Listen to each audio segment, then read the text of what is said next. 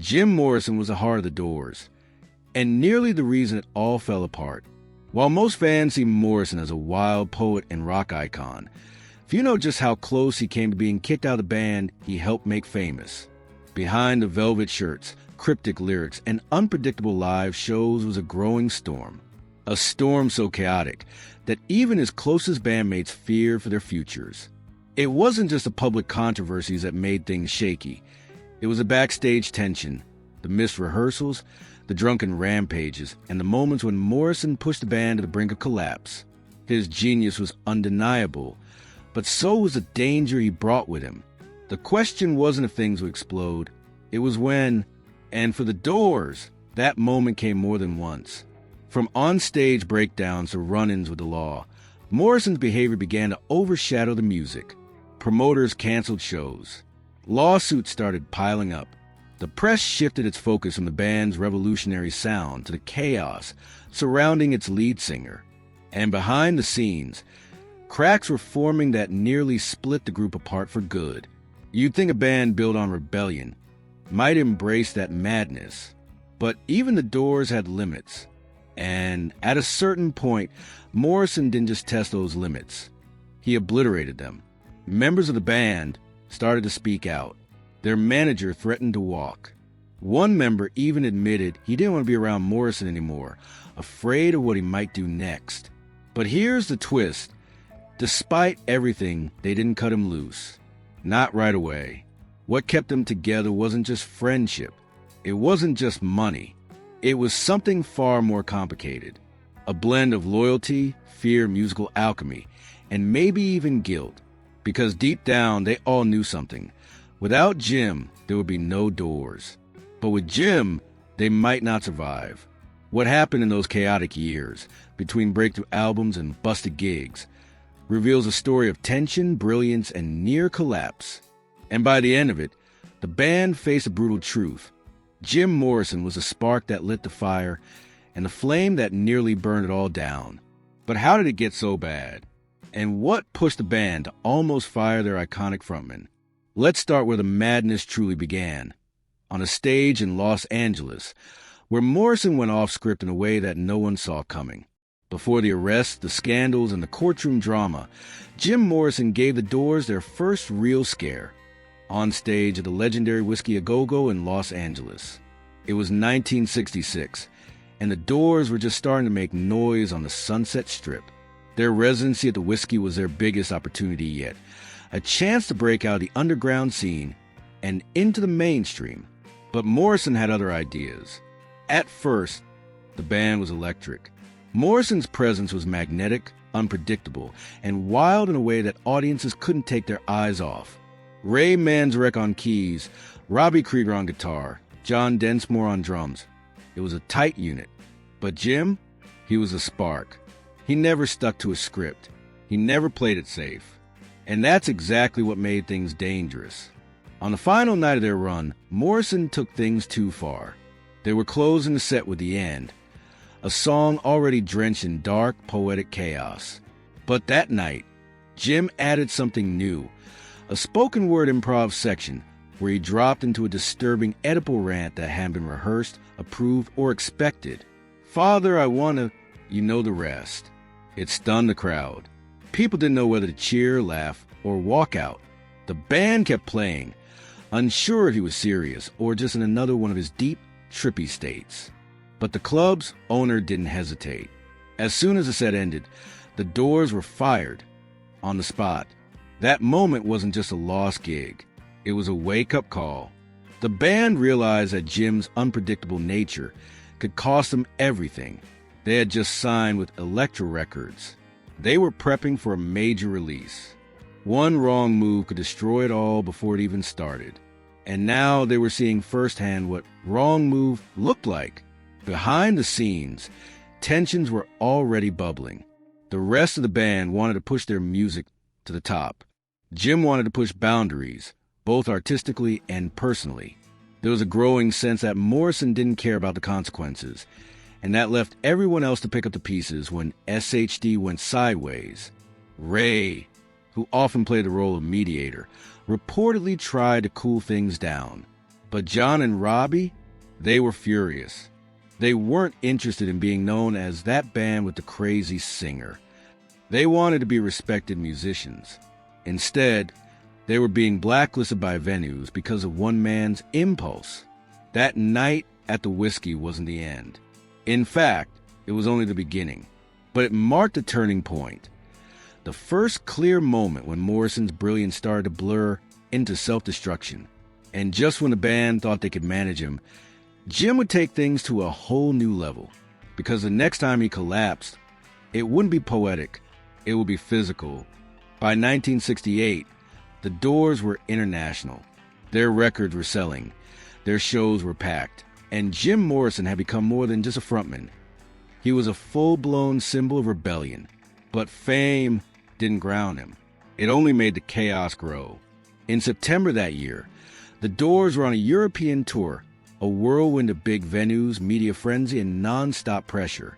Amsterdam was one of the stops, a city known for its liberal vibe and wild energy. And for someone like Jim Morrison, it was practically a playground. But what happened there didn't just rattle the band. It terrified them. Hours before their scheduled show at the concert gave out, Jim went missing. Not unusual. But when they found him, he wasn't just drunk. He was obliterated. According to some accounts, he mixed heavy drinking with a handful of unknown substances, including what people suspected was hash laced with something stronger. By the time the band was set to take the stage, Morrison could barely stand. He never made it to the mic. So what did the Doors do? They went on without him. Ray Manzarek stepped up to handle vocals, a gutsy move, considering he wasn't a lead singer by any stretch. The band played stripped-down versions of their songs, and the crowd, confused and disappointed, watched as Morrison's silhouette never emerged. It was one of the few moments in the Doors' history where Jim was completely out of the picture, physically and musically. For the band, it was a cold slap in the face. Until then, no matter how unpredictable Jim was, he always showed up when it mattered. But this was different. He had crossed a line, and they knew it. After the show, the mood backstage was tense. Robbie Krieger later admitted he thought they might have to cancel the rest of the tour. John Densmore, who had always been the most sensitive to chaos, was shaken. Ray, who'd often defended Jim, didn't have much to say this time. The silence said it all. That Amsterdam night planted a seed of doubt. For the first time, the question became real. What happens if Jim can't, or won't, perform anymore? It wasn't just about missing a show. It was about trust. Could they trust Jim to show up when it mattered? Could they survive without him if he didn't? The Amsterdam collapse wasn't publicized much at the time. There was no viral video, no Instagram story to spread the failure. But within the band, it left a scar. They had seen a version of the future, and it was grim. And just when they thought things had hit rock bottom, the next show brought a whole new level of disaster. Because in Michigan, Morrison didn't disappear. He showed up in full force and made everyone wish he hadn't. By late 1967, the Doors were no longer just a hot new band. They were a cultural force. Light My Fire had exploded on the charts. The end was already legendary. And Jim Morrison was being hailed as the Lizard King of rock. But behind the curtain, things were unraveling fast. The more fame they gained, the more erratic Jim became. And then came Michigan. It was supposed to be a routine college gig. A crowd of young, adoring fans ready for a night of mind-blowing rock. Instead, it turned into one of the darkest moments in the band's early touring history. The kind of night that made the rest of the band genuinely question whether they could go on like this. Morrison showed up completely wasted, not just tipsy, not rockstar drunk. We're talking incoherent, stumbling, can't find his mic drunk. He slurred his words, forgot lyrics, and at one point reportedly tried to start a slow jam in the middle of Break On Through. The audience, thinking it was some kind of weird artistic statement, laughed awkwardly at first. Then came the silence, then the boos. Ray, Robbie, and John did everything they could to keep the show moving. They exchanged frantic looks between songs, trying to decide whether to walk off or muscle through it. At one point, Jim dropped to the floor and stopped singing entirely, just laid there like the stage was his personal couch. That's when Robbie turned to John and muttered, "I don't know how much longer I can do this." What was supposed to be a triumphant performance ended in a slow-motion train wreck. By the final song, Jim was mumbling nonsense into the mic. The crowd had thinned. The promoter was furious, and the band, drenched in frustration, left the stage in total silence. Backstage, the conversation wasn't poetic or philosophical. It was blunt. They weren't talking about writing new songs or the next record. They were asking if Morrison was going to destroy everything they'd built. It was the first time one of the members said out loud what they were all thinking. We might need to replace him. It's a moment most fans never hear about, because the Michigan disaster didn't get the kind of media attention later controversies would. But internally, it was one of the most decisive breaking points. Not because Morrison was wild, that was expected, but because he was unreliable. When you're in a band, especially one rising fast, you depend on each other to show up. Jim wasn't just a no-show emotionally. He was now dragging the entire band down with him. Still, despite it all, they kept going. Why? Because somehow, every time Jim hit rock bottom, he came back with something brilliant, a haunting new lyric, a hypnotic performance, a moment that made them think, maybe it's worth it. But as 1969 approached, they were running out of second chances. And in Miami, everything would blow up. If there was a single night that nearly ended the doors forever, it was March 1st, 1969, in Miami. Jim Morrison didn't just cross the line that night, he obliterated it. The Doors were scheduled to perform at the Dinner Key Auditorium in Coconut Grove, a converted airplane hangar packed beyond capacity, with nearly 12,000 people. The venue wasn't ready. There was no air conditioning, no proper lighting, and a sound system that barely worked. It was humid, chaotic, and bursting at the seams with fans expecting a legendary show. But what they got was something else entirely. Morrison showed up late, slurring, drunk, possibly more than drunk. Accounts from the night say he was visibly unstable before he even stepped on stage. And once he did, things spiraled fast. Instead of performing the songs that made the Doors famous, Jim turned the show into a bizarre, rambling mess. He barely sang. He shouted at the crowd. He insulted them. At one point, he started ranting about revolution, freedom, and throwing off the chains of authority, but not in the poetic, hypnotic way fans were used to. This was angry, rambling, unhinged. Then came the moment. According to reports, and this is where things get murky, Morrison allegedly exposed himself on stage. Some claimed he dropped his pants and flashed the crowd. Others say he only pretended. Photographers snapped away, but no photo ever confirmed what actually happened. Still, the story spread like wildfire. Headlines screamed, "Jim Morrison indecent exposure." Politicians got involved. Outraged parents demanded action. Suddenly, Morrison wasn't just a controversial figure. He was facing 6 criminal charges, including lewd behavior and public intoxication. The Doors were banned in multiple cities overnight. Promoters pulled out. Venues canceled tours. Sponsors vanished. And for the first time, the band faced a future that looked genuinely unsalvageable. Backstage, things weren't much better. The rest of the band hadn't even known what had happened until after the show. John Densmore later recalled feeling embarrassed and furious. Ray and Robbie were in shock. They weren't just dealing with Jim's usual chaos. They were staring down a full-blown legal and public meltdown. Elektra Records tried to do damage control. Their managers scrambled to book interviews, issue apologies, anything to put out the fire. But the damage was already done. Morrison was now not just a danger to the band.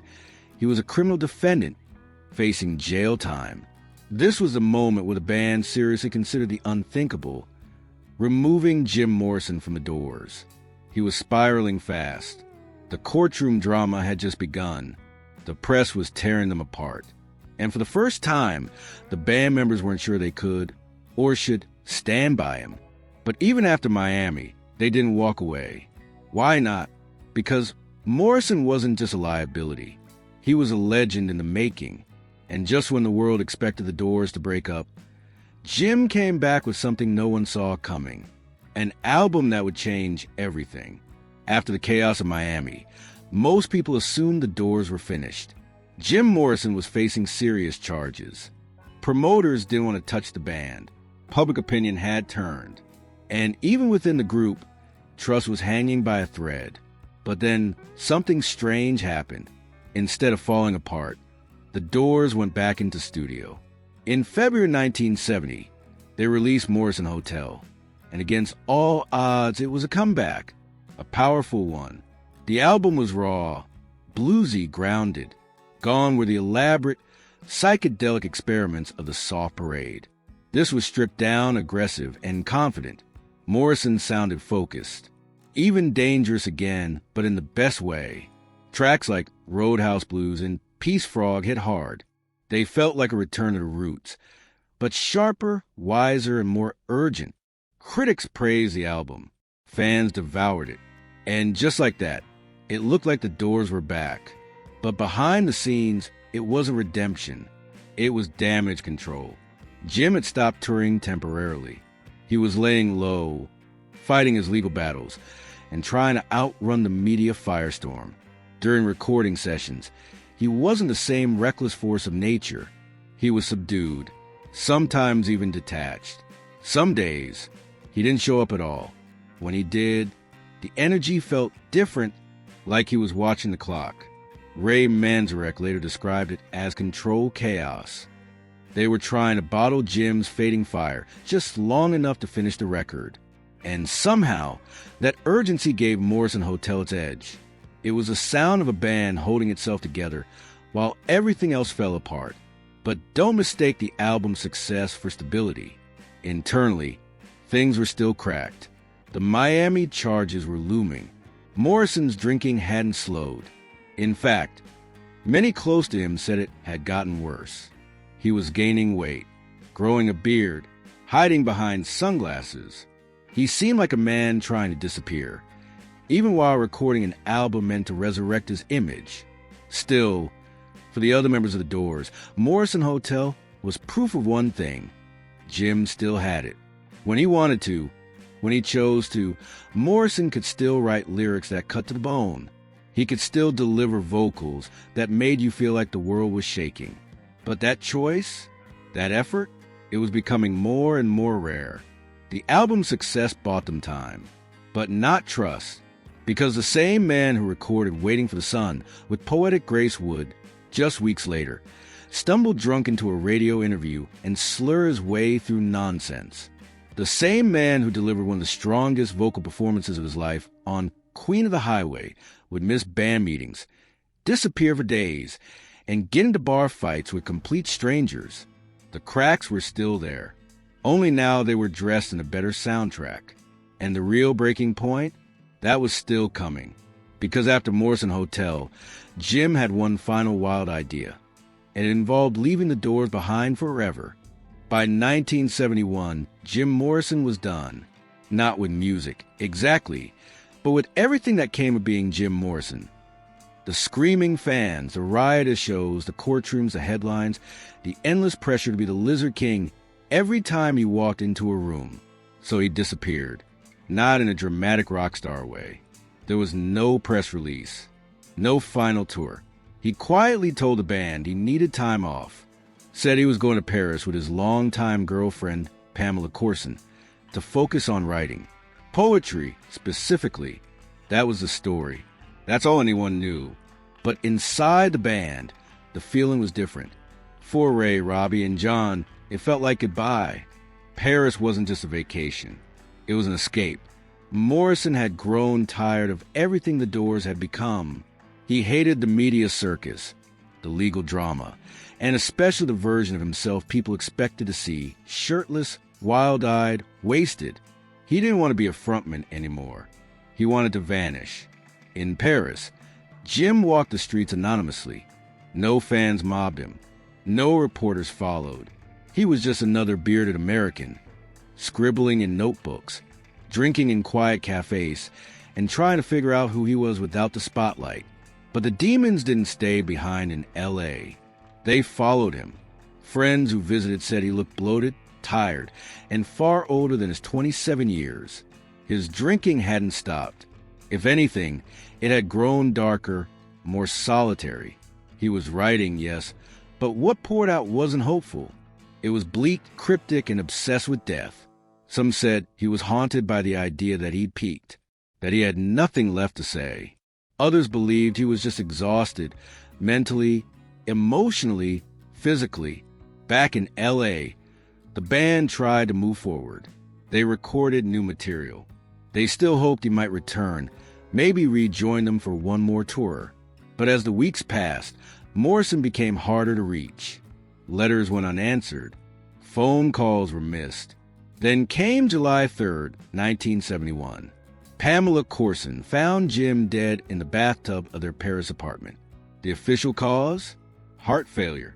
No autopsy was ever performed. No toxicology report. Just a quick, quiet burial in Père Lachaise Cemetery, surrounded by only a handful of people. The world found out days later. Just like that, Jim Morrison, the fire starter, the poet, the chaos, the soul of the Doors, was gone. But here's what most people don't know. Some believe Jim had already left the band before Paris. That Morrison Hotel was his goodbye. That Even L.A. Woman, recorded before his departure, was never meant to be followed by another tour. That he'd made peace with walking away, and simply didn't know how to tell anyone. And the band? They were left with unfinished songs, unanswered questions, and the weight of knowing they had almost replaced him once, but never truly let him go. Because deep down, they knew something no fan wanted to admit. Jim Morrison didn't die in the Doors. He had already left. Jim Morrison was never officially kicked out of the Doors. But let's be honest, he came dangerously close. The near replacements, the internal arguments, the failed shows, the criminal trials, the disappearances, the whispers backstage after each meltdown. All of it added up to one truth the band never fully said out loud, but silently accepted. Jim Morrison had become the Doors' greatest asset, and their greatest risk. It's easy to romanticize Morrison as the brilliant, tortured poet who set the world on fire and died too young. But behind the legend was a man spinning out of control, dragging 3 other musicians, each with their own dreams, careers, and sanity, through the wreckage of his fame. And yet, they never pulled the trigger, even when he humiliated them on stage in Michigan, even when he lit the fuse in Miami and nearly burned it all down, even when they sat in studios wondering if he'd show up that day or ever again, because somehow, in between the chaos, Jim would remind them why they started this whole thing with a single lyric, a perfect vocal take, a look in his eyes that said, "I'm still here." For now, he wasn't just the lead singer. He was the soul of the band. That's what made it so complicated. They couldn't fire him, not without killing what made the Doors. The Doors. So instead, they held on, through the meltdowns, through the disasters, until Jim made the decision for them. By the time he flew to Paris, the band was already drifting. He wasn't kicked out. He just left, maybe because he couldn't do it anymore. Maybe because he didn't want them to have to choose. And that's the strange, tragic beauty of it all. Jim Morrison wasn't thrown out. He walked away, not with fireworks or farewell tours, just with silence, and a final note that still echoes through time. Even now, more than 50 years later, fans still debate the truth. Was he pushed? Was he planning to return? Or was Paris always the end of the road? We may never know. But one thing is certain. The Doors were never the same after he left.